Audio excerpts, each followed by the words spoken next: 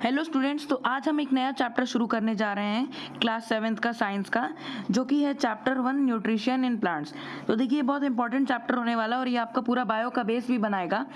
तो पहले हम शुरू करते हैं इस चैप्टर में। देखिए यहाँ क्या बात लिखी, पहले वो पढ़ते हैं कि इन class 6 you have learn that food is essential for all living organisms. जो भी हमारे पास आसपास जो भी लिविंग ऑर्गेनिजम्स है उनके लिए फूड बहुत एसेंशियल चीज़ है।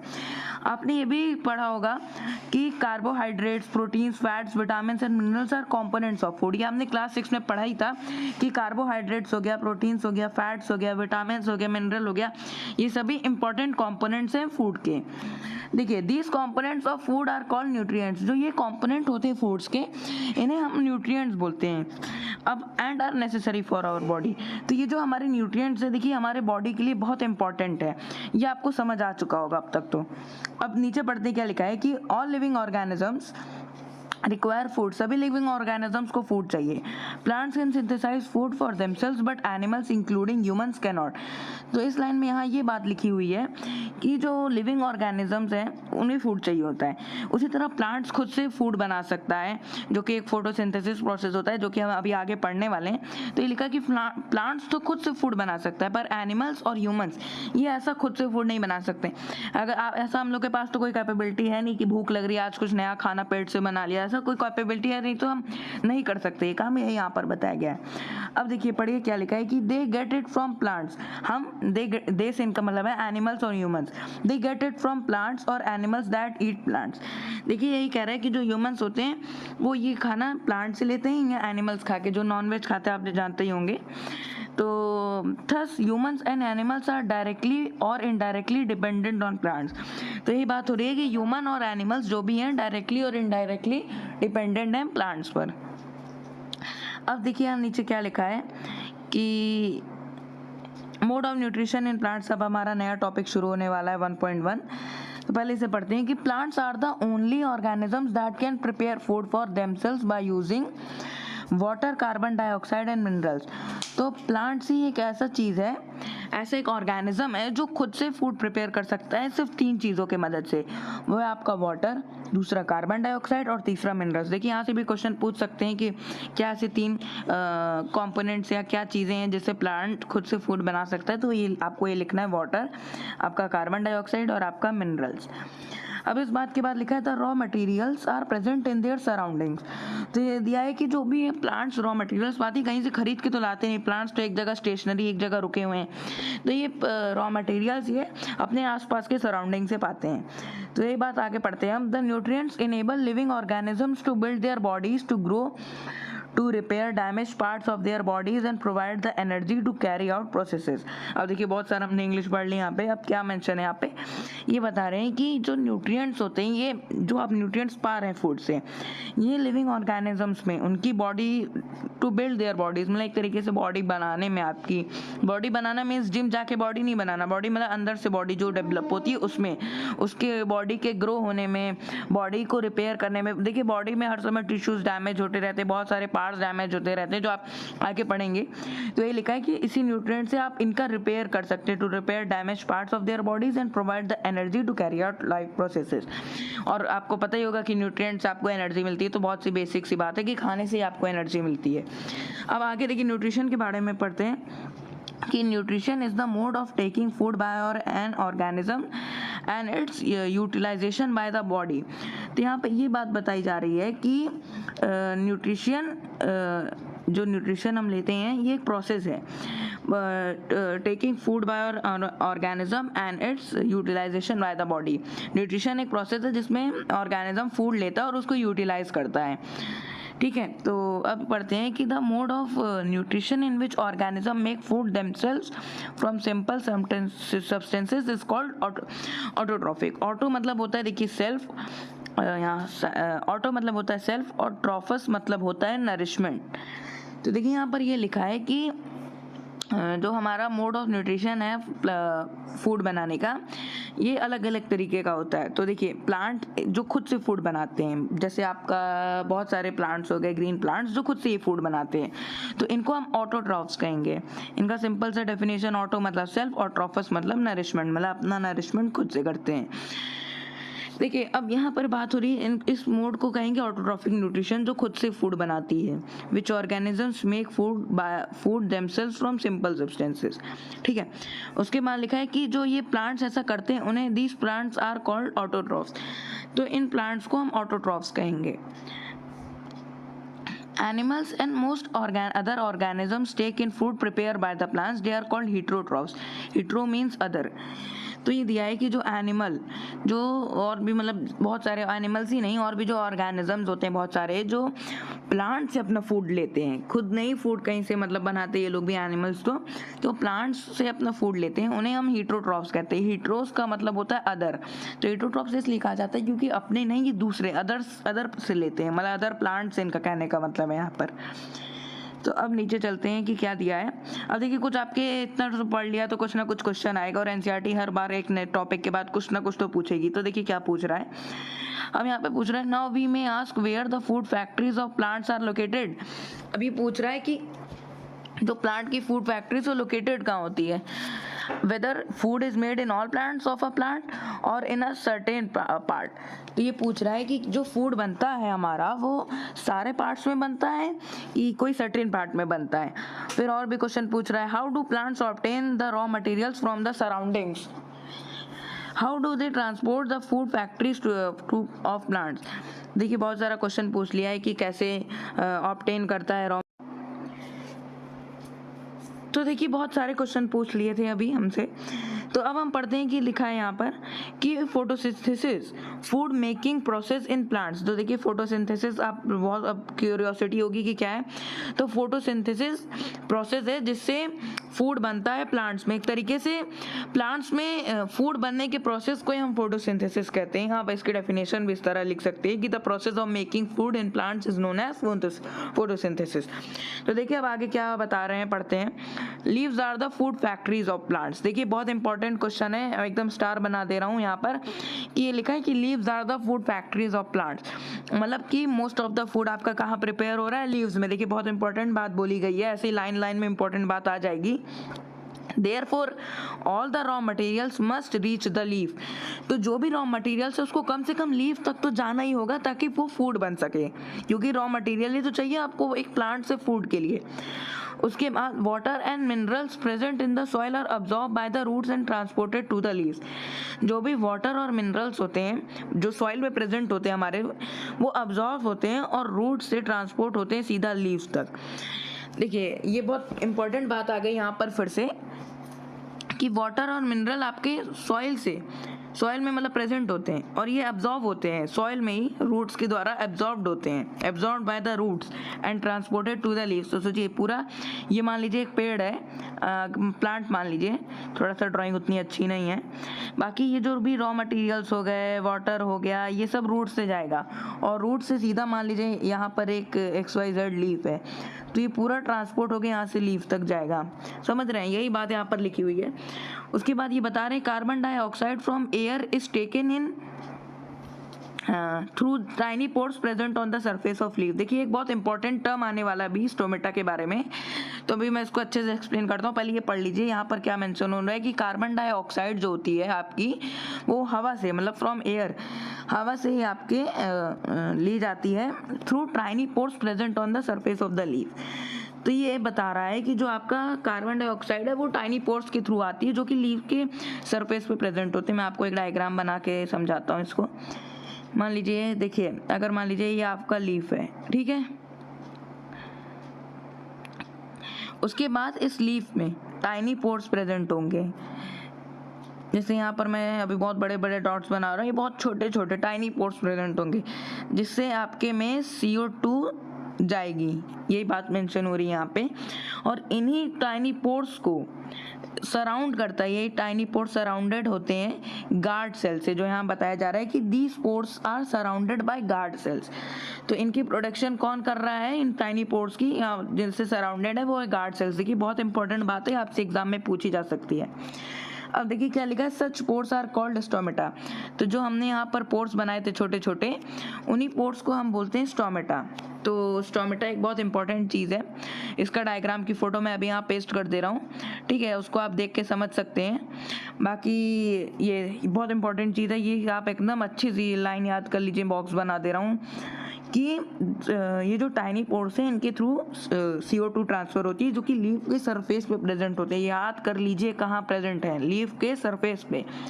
और इन पोर्स को सराउंड करता है गार्ड सेल्स, और इसी पोर्स को हम क्या कहते हैं, स्टोमेटा। ठीक है, तो एक तरीके से आप ये बात समझ गए होंगे। अब आगे बढ़ते हैं, बहुत इंपॉर्टेंट बात थी, आगे बहुत काम आएगी आपको। Water and minerals are transported to the leaves by vessels which run like pipes throughout the root, the stem, the branches and the leaves. तो ये बता रहा है कि जो वाटर और मिनरल्स ट्रांसपोर्ट होते हैं लीव्स पे।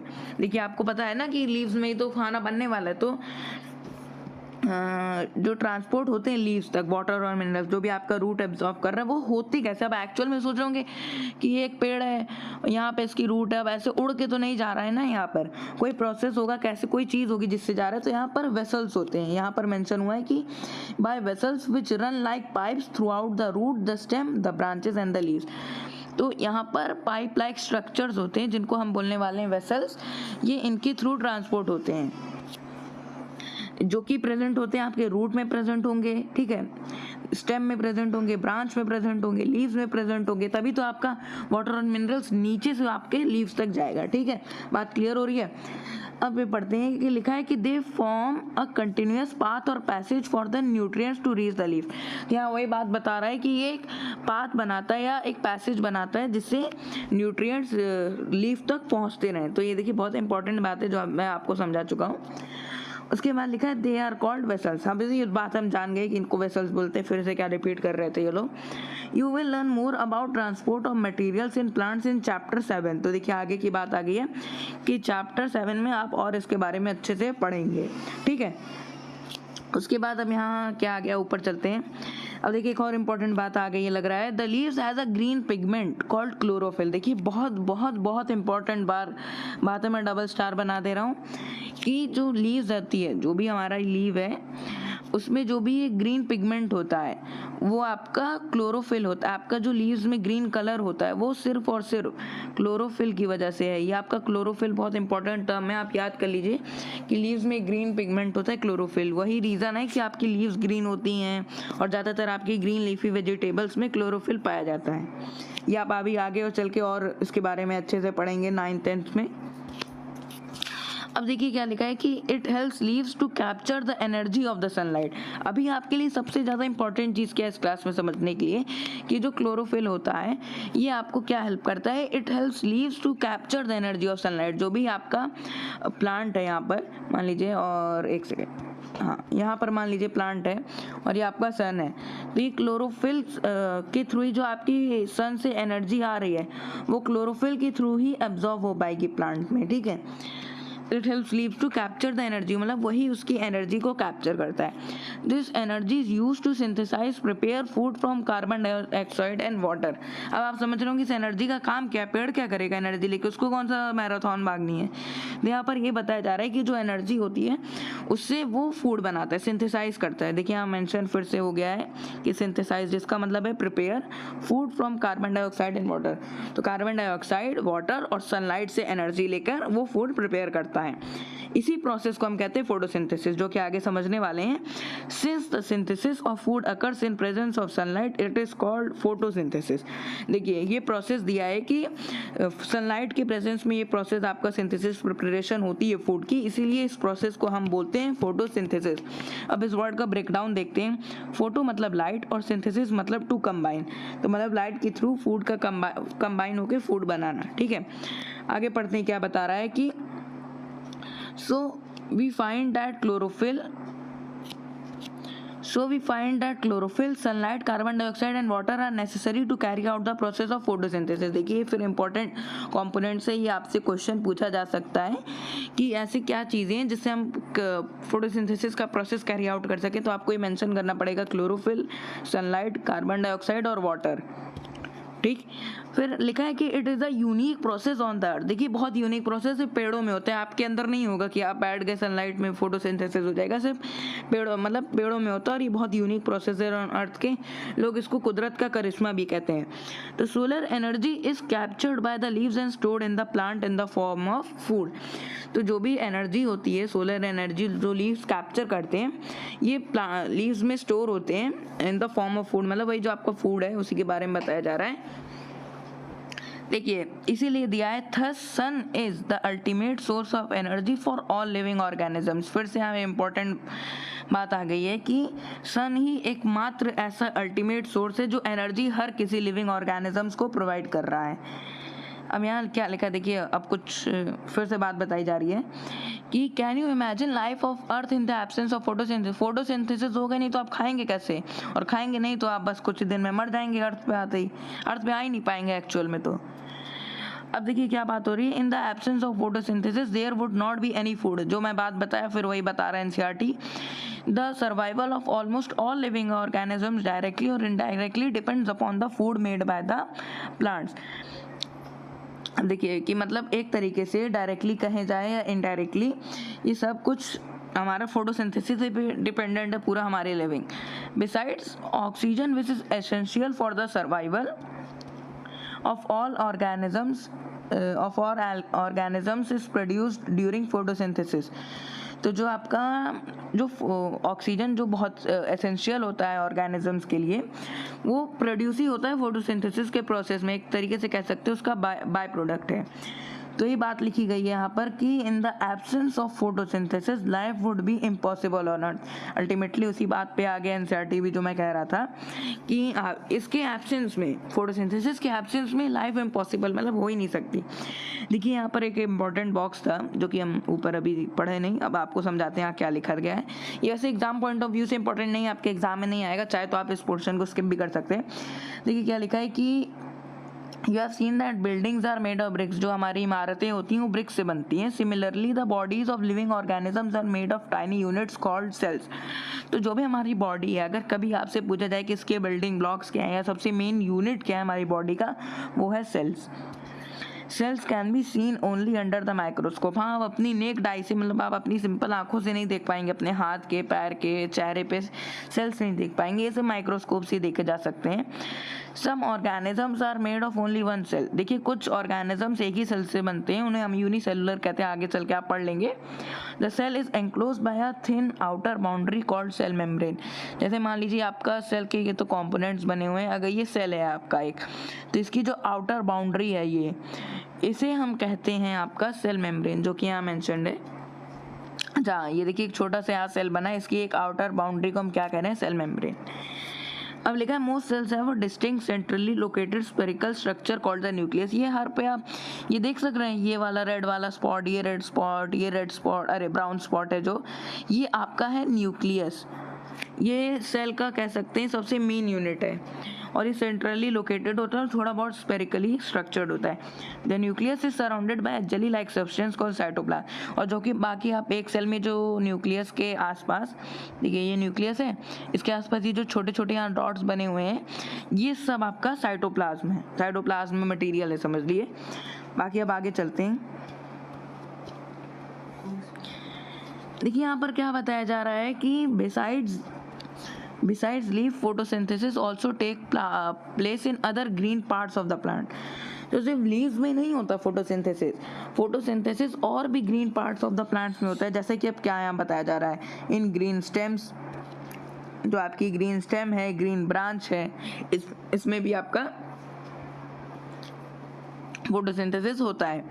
The desert plants have a scale, और देखिए जो आपके डेजर्ट में प्लांट्स होते हैं उनमें स्केल और स्पाइन लाइक लीव्स होती हैं, जिससे वाटर लॉस को रिड्यूस कर सका जाए ट्रांसपिरेशन के प्रोसेस से। These plants have green stems which carry out photosynthesis। तो यहाँ पर ये लिखा था कि डेजर्ट प्लांट्स में स्पाइन लाइक लीव्स होती हैं, जिससे कि वाटर लॉस को रिड्यूस करा जा सके, जो कि ट्रांसपिरेशन के प्रोसेस में होता है। इन्हीं these plants have green stems which carry out photosynthesis। In plants की स्टेम्स भी ग्रीन होती है, जो कि फोटोसिंथेसिस करती है, ना कि लीव्स। ठीक है, अब देखिए फिर यहाँ नया टॉपिक आ गया। अब देखिए हम पढ़ने वाले हैं इंपॉर्टेंट चीज़, during photosynthesis chlorophyll containing cells of leaves in the presence of sunlight use carbon dioxide and water to synthesise carbohydrates. यहाँ पर क्या बताया जा रहा है कि जो फोटोसिंथेसिस होता है उसके प्रोसेस में जो भी लीव्स में भी बहुत सारे सेल्स होते हैं, जैसे ये आपकी एक लीव है, इसमें हज़ारों सेल होंगे, बहुत सारे सेल्स होंगे, हज़ारों भी नहीं मिलियंस ऑफ सेल्स होंगे। तो वही बताया जा रहा है कि हर जो भी क्लोरोफिल कंटेनिंग सेल्स हैं वो सनलाइट की प्रेजेंस में कार्बन डाइऑक्साइड और वाटर का यूज़ करके क्या सिंथेसाइज करेंगे, क्या प्रिपेयर करेंगे, कार्बोहाइड्रेट्स। देखिए बहुत इंपॉर्टेंट चीज़ है। The process can be presented in an equation. देखिए इस प्रोसेस को आप एक इक्वेशन में भी समझ सकते हैं कि आप ये इक्वेशन दी हुई है कि पहले आपने कार्बन डाइऑक्साइड और वाटर और सनलाइट और क्लोरोफिल की प्रेजेंस में क्या प्रिपेयर हो जाएगा, आपका कार्बोहाइड्रेट और ऑक्सीजन।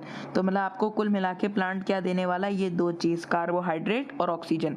अब देखिए कि यहाँ बढ़िया सा डायग्राम ऐसे भी समझते हैं और क्लियर हो जाएगा क्या बना है डायग्राम में। देखिए डायग्राम का नाम क्या है, डायग्राम शोइंग फोटोसिंथेसिस। ये फोटोसिंथेसिस प्रोसेस समझा रहा है। ये आपका सन है, ये आपका प्लांट है। देखिए सन से निकल रही है लाइट एनर्जी और कार्बन डाइऑक्साइड ये अपने एटमॉस्फेयर से पा रहा है। देखिए एरोस का बहुत अच्छे से ध्यान दीजिएगा। देखिए कार्बन डाइऑक्साइड ये अपने एटमॉस्फेयर से पा रहा है, ठीक है, और क्लोरोफिल तो लीफ में पहले से ही प्रेजेंट है। उसके बाद देखिए, उसके बाद इसको मिल रहा है वाटर एंड मिनरल्स। कहाँ से मिल रहा है, ये आपको थ्रू रूट्स मिल रहा है, ठीक है। देखिए एरो दिख रहा है यहाँ पर। अब जब ये फोटोसिंथेसिस प्रोसेस करेगा उसका बाय प्रोडक्ट क्या है, मतलब उससे एक प्रोडक्ट क्या निकलेगा, वो है आपका ऑक्सीजन, जिसका एरो आप देख के समझ गए होंगे। तो ये प्रोसेस था जो डायग्राम समझा रहा था। डायग्राम भी समझते रहा करिए, बहुत इंपॉर्टेंट है। एग्जाम में भी कोई डायग्राम पूछ के आपको उसका नाम पूछ सकते हैं कि क्या है, तो आप लिख सकते हैं कि फोटोसिंथेसिस प्रोसेस है ये। उसके बाद हम आते हैं थोड़ा सा, ये यहाँ पर एक बात देखिए फिर से बताई कुछ जा रही है कि during the process oxygen is release. हाँ, तो मैं यहाँ पर आपको बता चुका हूँ कि फोटोसिंथेसिस के प्रोसेस में ऑक्सीजन रिलीज होती है। The presence of starch in leaf indicates the occurrence of photosynthesis. तो देखिए अगर किसी भी, ये मतलब इसका स्टार्च का भी आपने प्रेजेंस टेस्ट किया होगा पिछली क्लासेस में, तो स्टार्च जिस भी लीफ में प्रेजेंट होता है वो इंडिकेट करता है कि वो लीफ फोटोसिंथेसिस करती है। Starch is also a carbohydrate. देखिए एक इम्पॉर्टेंट चीज़ आ गई है कि स्टार्च भी एक कार्बोहाइड्रेट है। उसके बाद यहाँ पर एक डायग्राम आ गया आपके लिए, देख लीजिए आप देखना चाहें तो। बाकी फिर नीचे चलते हैं। देखिए यहाँ पे एक एक्टिविटी आ गई आपकी, तो यहाँ पर मेंशन है कि take 2 potted plants of same kind. दो पेड़ वो लीजिए, पेड़ लीजिए, keep one in the dark. एक को डार्क में रखिए या उसको किसी ब्लैक बॉक्स में रख दीजिए जिसमें सनलाइट ना पाए, फॉर 72 आवर्स। ऑलमोस्ट आपका 72 आवर्स हो गया, 3 डेज। तो मतलब लगभग 3 डेज के लिए उसको आपको मतलब डार्क में रखना है और दूसरे वाले पेड़ को सनलाइट में रखना है, ठीक है। उसके बाद उस पर एक आयोडीन टेस्ट करना है आपको। Perform iodine test with the leaves of both the plants as you did in class 6। जैसा कि आपने क्लास 6 में आयोडीन टेस्ट किया था, आपको पता होगा, उसी तरह आपको आयोडीन टेस्ट करना है उन पर, दोनों ही प्लांट्स पे करना है। उसके बाद क्या लिखा है कि record your results, now leave the pot which was earlier kept in the dark in the sunlight for 3-4 days and perform the iodine test again on its leaves। तो जो भी आपने जो भी पेड़ को डार्क में रखा था 3 दिन के लिए, उसको वापस से सनलाइट में रखिए अगले 3 से 4 दिन के लिए और फिर से उन पे आयोडीन टेस्ट परफॉर्म करिए। और अब अपनी ऑब्जर्वेशन रिकॉर्ड करिए अपने नोटबुक में जहाँ भी आप नोट कर रहे हैं। The leaves other than green also have chlorophyll. तो देखिए बहुत सी ऐसी लीव्स होती हैं, अब यहाँ पर नई बात आ गई कि जो ग्रीन नहीं होती तो भी उनमें क्लोरोफिल होता है। The large amount of red, brown and other pigments mask the green colour, photosynthesis takes place in these leaves also. तो जो उनकी लीव्स ग्रीन ना होकर रेड हो गई, ब्राउन हो गई, अलग कलर की होती हैं, उनमें भी फोटोसिंथेसिस टेक्स प्लेस, मतलब फोटोसिंथेसिस होता है। तो देखिए ये लीव्स हैं, इनमें भी देखिए रेड, एकदम पूरी ग्रीन तो नहीं है लेकिन इनमें फोटोसिंथेसिस तो, एक सेकेंड, इनमें फोटोसिंथेसिस तो हो गई इन लीव्स में। अब यहाँ पर क्या लिखा है,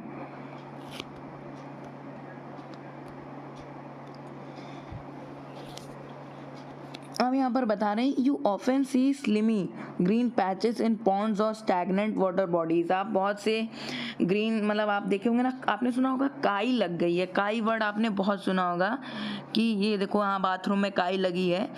तो काई कुछ नहीं, इसको एल्गी कहते हैं, जो कि अब हम पढ़ने वाले हैं। तो आपने बहुत से ग्रीन पैचेस देखे होंगे, कहीं पॉन्ड में साइड में लगा होगा, या कहीं पर स्टैगनेंट वाटर बॉडी कहीं देखिए गड्ढे में पानी भरा होगा तो वहाँ भी लग गया होगा। तो these are generally formed by the growth of organisms called algae। तो algae ऐसे एक organisms हैं जिनकी वजह से ग्रीन कलर, जिनकी ग्रोथ से ये होता है, जनरली फॉर्म होता है। Can you guess why algae are green in colour? क्या आप गेस कर सकते हैं कि ग्रीन क्यों है कलर में? They contain chlorophyll which gives them green colour. तो क्लोरोफिल ही उनका कारण है जो उनको ग्रीन कलर आपका देता है, जो यहाँ पर मेंशन्ड हो रही है बात। Algae can also prepare their own food by photosynthesis।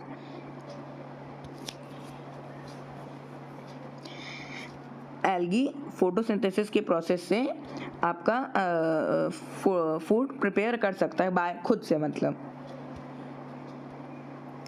उसके बाद अब क्या लिखा है कि synthesis of plant food other than carbohydrates.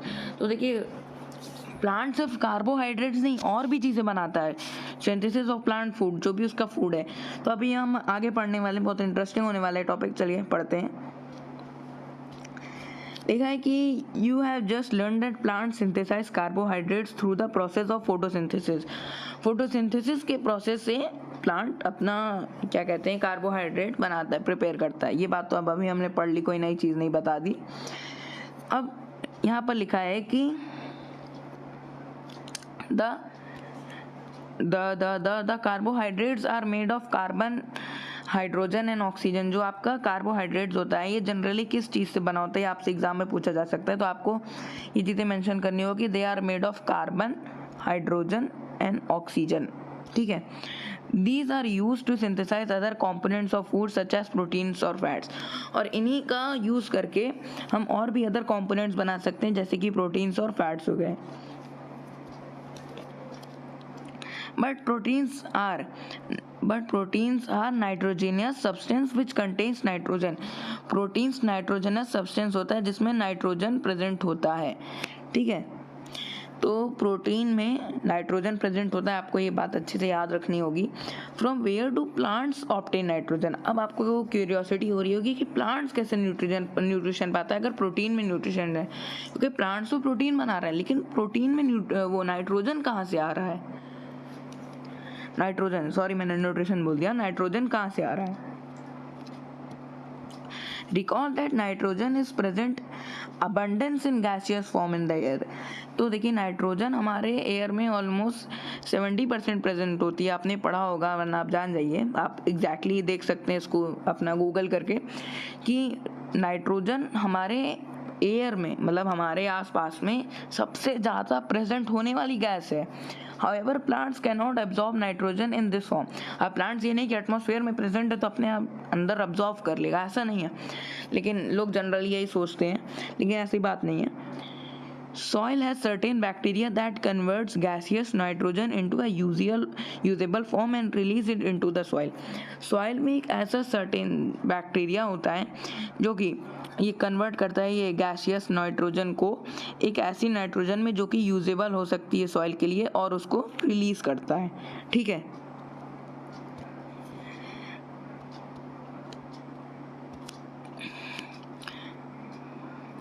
These are absorbed by the plants along with water। तो ये आपका जो प्लांट है ये नाइट्रोजन को अब्जॉर्ब करता है, साथ ही साथ वाटर को भी। Also you might have seen farmers adding fertilizers rich in nitrogen to the soil. हाँ कहीं कहीं होता है कि फार्मर्स और अच्छा मतलब ग्रोथ के लिए ऐसे फर्टिलाइजर डालते हैं जो कि रिच है नाइट्रोजन में, मतलब जिनमें नाइट्रोजन की क्वान्टिटी ज़्यादा है। In this way the plants fulfill their requirements of nitrogen along with other constituents। तो इससे उनके नाइट्रोजन की जो भी रिक्वायरमेंट है वो पूरी भर जाती है, मतलब जो भी आप उनको मतलब अच्छे से नाइट्रोजन चाहिए।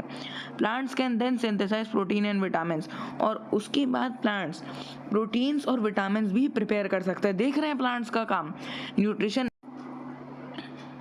तो देखिए अब पढ़ने वाले हैं कि हम आगे क्या है कि आगे लिखा है कि other mode of nutrient in plant nutrition in plants, और क्या अदर मोड्स हैं और भी क्या अलग टाइप है न्यूट्रिशन के प्लांट्स में।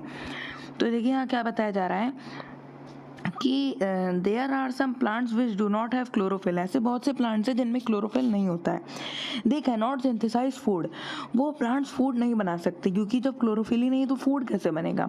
How do they survive and from where do they derive nutrition, कैसे वो सर्वाइव करते हैं और कहाँ से वो न्यूट्रिशन पाते हैं। Like humans and animals such plants depend on food produce by other plants. तो ये लिखा है कि ह्यूमंस और एनिमल्स और ऐसे प्लांट्स डिपेंड करते हैं produced by food produced by other plants. Other कौन हो गए, ऑटोट्रॉफ्स। और जो दूसरों पर डिपेंड करते हैं उन्हें क्या कहते हैं, वो हीटरोट्रॉफ्स होते हैं। और उनके मोड ऑफ न्यूट्रिशन को कहते हैं they use the heterotrophic mode of nutrition. क्यों, क्योंकि ये दूसरे प्लांट्स पे डिपेंड है। दूसरे कौन, मतलब ऐसे कुछ प्लांट्स हो गए जो खुद से फूड नहीं बना सकते क्योंकि क्लोरोफिल नहीं है। बहुत एनिमल्स हो गए, ह्यूमंस हो गए, तो हीटरोट्रॉफ्स हैं। और कौन सा मोड ऑफ न्यूट्रिशन यूज़ करते हैं, they use the heterotrophic mode of nutrition. ठीक है। अब लिखा है look at figure 1.5, do you see a yellow wiry branch structure twining around the stem and branches of a tree. तो figure 1.5 कहाँ है, देखते हैं, नीचे है क्या, हाँ। तो देखिए आपको यहाँ पर एक येलो स्ट्रक्चर दिख रहा होगा, ये सब। तो यहाँ इसी के बारे में पूछा जा रहा था, क्या ये कसकटा अमर बेल है। तो ये बता रहे हैं कि this is a plant called Cuscuta अमर बेल। लिखा है कि it does not have chlorophyll. देखिए इस प्लांट में क्लोरोफिल नहीं होता है। It takes readymade food from the plant on which it is climbing. तो ये जो ग्रीन, जो ये आपको अभी येलो येलो वायरी दिखा ब्रांच टाइप की चीज़ें, वो अमरबेल है। पूरा पेड़ अमरबेल नहीं है। वो अपना फूड कैसे लेता है, जिस पे वो चढ़ा हुआ है, जिस पेड़ पे चढ़ा था। जैसे कि यहाँ पर आप देखिए, ये अपने ये इस ग्रीन वाले पेड़ से ले रहा है और इस पे चढ़ के, ठीक है। तो अब ये क्या बता रहा है कि it does not have chlorophyll, उसके पास क्लोरोफिल नहीं होता है। The plant on which it climbs is called a host. जिस भी प्लांट पे चढ़ता है उसे हम कहते हैं होस्ट, मतलब जिस प्लांट पे वो चढ़ा हुआ है होस्ट प्लांट है। Since it deprives the host of valuable nutrients,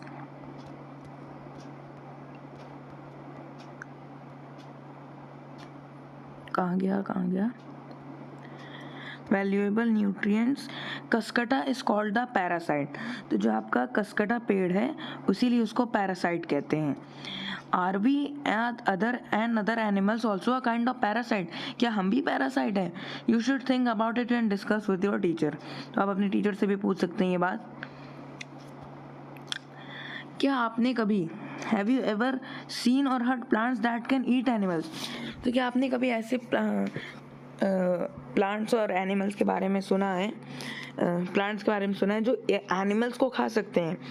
ऐसे कुछ ही प्लांट्स हैं which can trap insects and digest them. ऐसे बहुत कम प्लांट हैं जो इंसेक्ट्स को ट्रैप करके डाइजेस्ट कर सकते हैं। इज इट नॉट अमेजिंग, क्या ये मस्त चीज़ नहीं है। सच प्लांट्स मे बी ग्रीन और सम ऑफ अदर कलर। ये प्लांट्स ग्रीन भी हो सकते हैं और कोई और रंग के भी। एक ऐसी प्लांट पे देखिए जो फिगर 1.6 पे दिखाया गया है। तो हमारे फिगर 1.6 है, पिचर प्लांट है। ये अपने लिड में इंसेक्ट्स को ट्रैप करता है, जैसा कि आप यहाँ देख सकते हैं। ये इसका लीफ है और इसकी ये लिड है और इसी में ट्रैप करता है ये।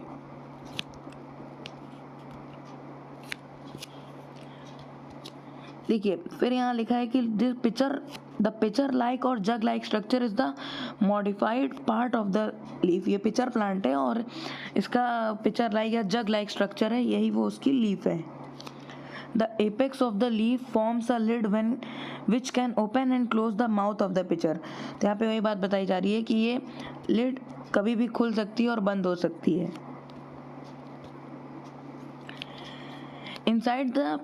Inside the pitcher there are, क्या लिखा है, there are hair which are directed downwards। तो ऐसे हेयर होते हैं इनमें, इस पिचर के अंदर से, पिचर है ये, इसकी लिड है, तो उसके अंदर जो ऐसे हेयर होते हैं वो नीचे की तरफ फेस्ड होते हैं।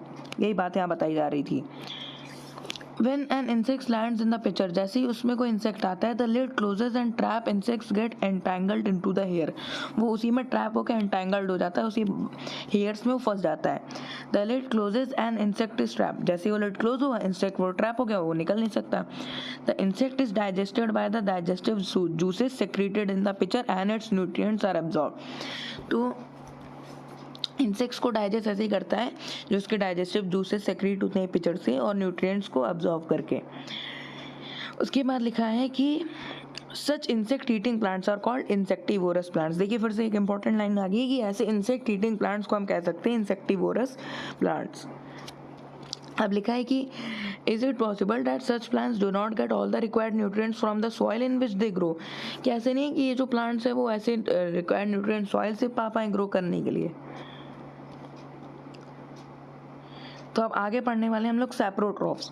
तो सैप्रोट्रॉफ्स भी एक इंपॉर्टेंट टर्म है जिसको हम आगे समझने वाले हैं कि you might have scene packets of mushroom sold in the vegetable market. तो आपने बहुत सारे मशरूम के पैकेट देखे होंगे, जैसे यहाँ देखिए एक बना है. तो ये एक मशरूम है, आप देख सकते हैं उसका पैकेट है जिसमें वो बिकते हैं मार्केट में. You may have also seen fluffy umbrella like patches growing in the moist soil on rotting wood during the rainy season. और ऐसे ही मशरूम आपने देखे होंगे अम्ब्रेला लाइक स्ट्रक्चर के होते हैं जो कि जब मॉइस्ट सॉइल होती है, मिट्टी गीली होती है और कोई आसपास लकड़ी का सामान पड़ा होता है तो रेनी सीजन में ज़्यादातर ऐसे दिखता है कुछ. Let us find out what type of nutrients they need to survive and where they get them. तो कहाँ से वो पाते हैं ऐसे न्यूट्रिएंट्स जिससे सर्वाइव कर सकें. अब हम एक एक्टिविटी परफॉर्म करने वाले हैं. एक्टिविटी 1.2 लिखा है कि take a piece of bread and moisten it with water. एक ब्रेड लीजिए, उसको पानी से गीला कर दीजिए. अब उसको मॉइस्ट वार्म प्लेस में, मतलब एक गीली प्लेस में रख दीजिए 2 से 3 दिनों के लिए. जब तक उस पर एक फ्लफी पैचेस ना दिखाई देने लगे इस मशरूम की तरह.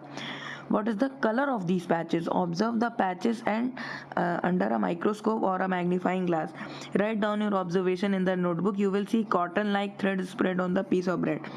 तो आपको इस पे कॉटन लाइक पीसेस, मतलब आपको इस तरह का दिखाता हूँ मैं आपको इमेज में. इस तरह का आपको दिखेगा स्ट्रक्चर. तो उसी को हम लोग कहते हैं फंगी. अब इसके बारे में हम पढ़ने वाले हैं.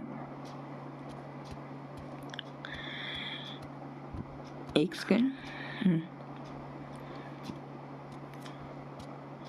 These organisms are called fungi. They have a different mode of nutrition. इन्हीं organisms को हम कहते हैं फंगी और इनके mode of nutrition भी डिफरेंट होते हैं. कैसे? दे absorb the nutrients from the bread.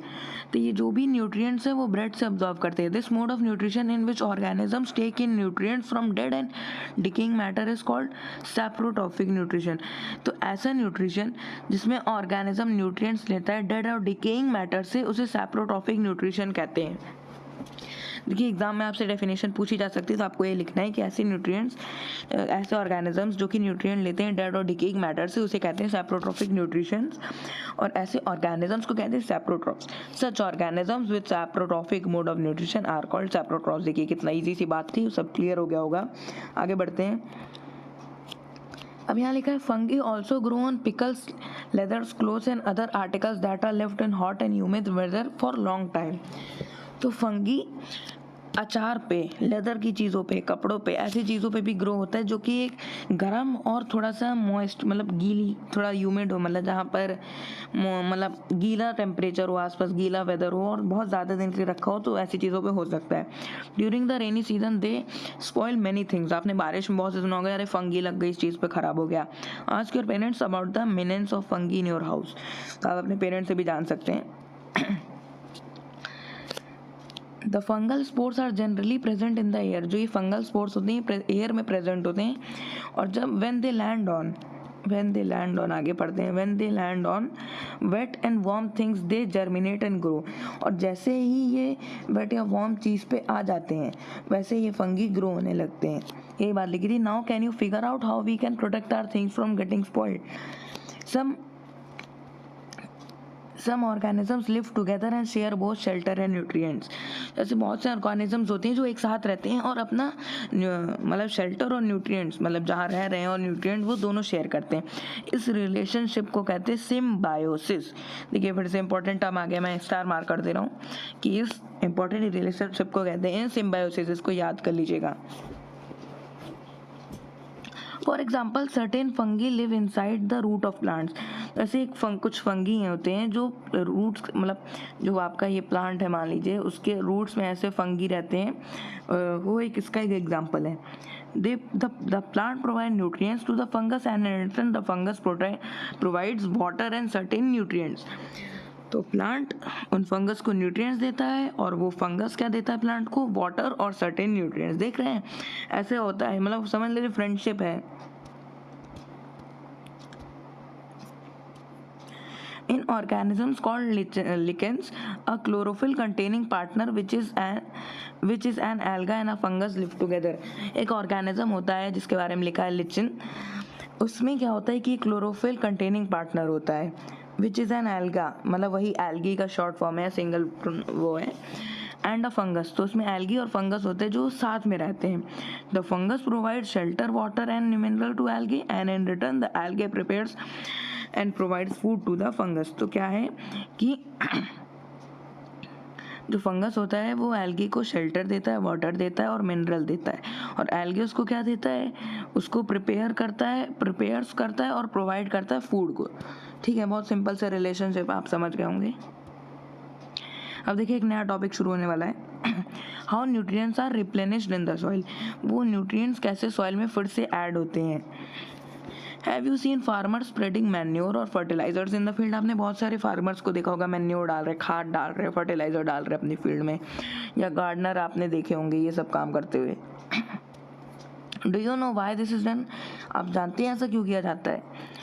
You learn that plant absorbs minerals and nutrients from the soil, so the amount in the soil keep on declining। तो plants जो होते हैं वो mineral और न्यूट्रिएंट अब्जॉर्ब करते हैं, तो वो अमाउंट सॉइल में डिक्लाइन होता रहता है, मतलब कम होता रहता है।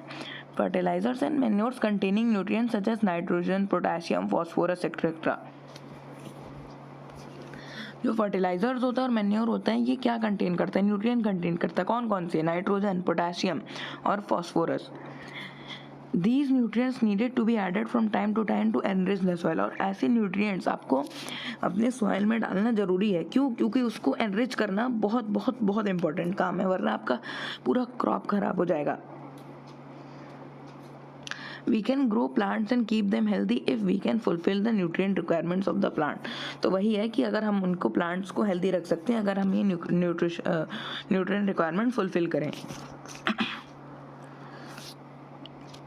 Usually crop plants absorb a lot of nitrogen and the soil becomes deficient in nitrogen. जो भी क्रॉप वाली प्लांट होती हैं वो बहुत सारा नाइट्रोजन अब्जॉर्ब करती हैं और सॉइल को नाइट्रोजन डेफिशिएंट बना देती हैं।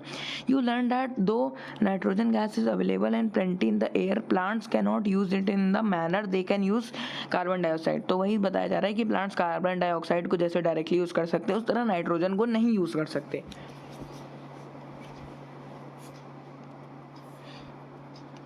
दे need nitrogen in a soluble form.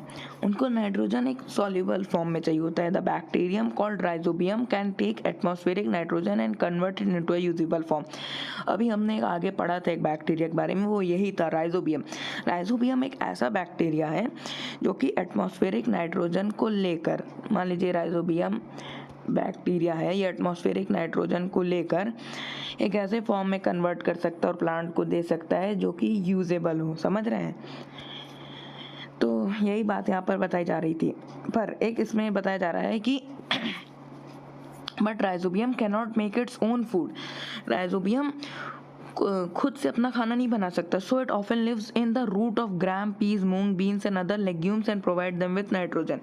तो ये कहाँ रहता है, ग्राम, पीज, मूंग, बीन्स और अदर लेग्यूम्स, तो ये सब पल्सेस हैं, ये इनमें रहता है और इनको नाइट्रोजन प्रोवाइड करता है। ठीक है।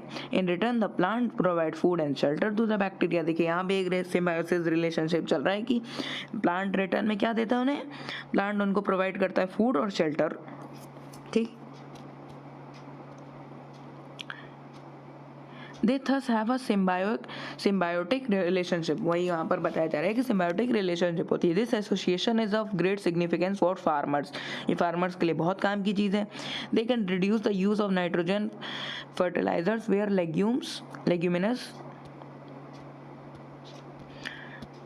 Leguminous plants are grown. तो वहाँ पर जहाँ पर लेग्यूमिनस प्लांट्स ग्रो होते हैं वहाँ पर आप नाइट्रोजन फर्टिलाइजर्स का यूज़ कम कर सकते हैं। क्यों? क्योंकि वो लेग्यूमिनस प्लांट्स ही आपको हेल्प कर देंगे। ठीक। Most of pulses dals are obtained from leguminous plants. जो भी आपके पल्सेस होती है, जो भी दाल होती हैं, वो ज़्यादातर आपको लेग्यूमिनस प्लांट से ही मिलती हैं।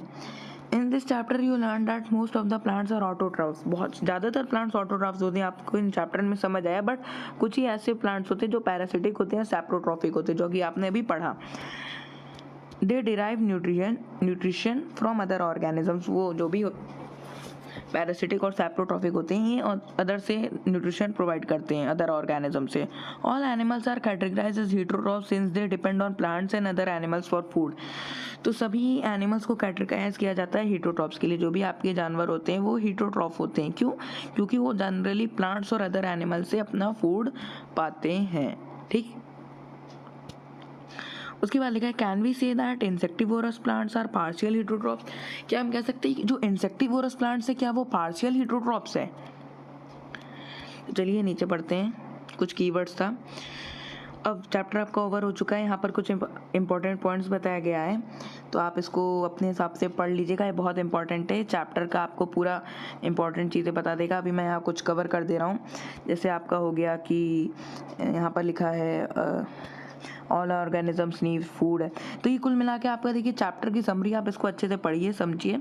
और इस वीडियो के लिए थैंक यू। देखिए हम लोगों ने बहुत मेहनत की वीडियो बनाने में, तो प्लीज़ चैनल को आप लोग याद से सब्सक्राइब कर लीजिए और वीडियो को लाइक भी कर दीजिएगा और चैनल को अपने दोस्तों को शेयर करिएगा, उनकी हेल्प हो जाएगी पढ़ने में। Thank you for this video.